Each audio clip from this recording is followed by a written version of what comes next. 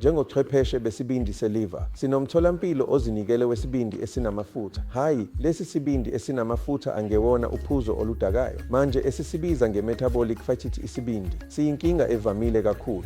Cishe umuntu oyedwa kwabathathu eNdiya nasemhlabeni wonke unalesi sibindi esinamafutha. Ihlobene kakhulu nokungasebenzi kahle kwe-metabolic, ukukhuluphala ngokweqile nokukhuluphala, isifo sikashukela, njalo njalo.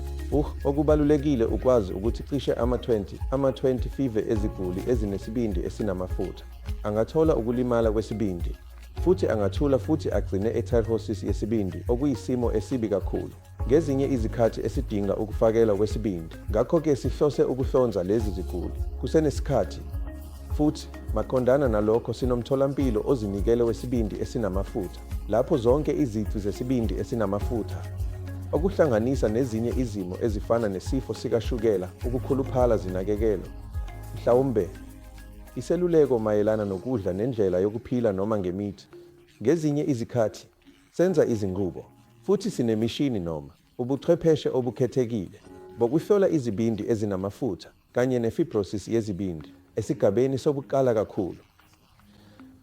Sinenguqulo yakamuva yomshini ebizwa ngokuthi i-FibroScan, okuyiyona i-CRE enqonyiwe, ithuluzi lokuphenya lesibindi esinamafutha.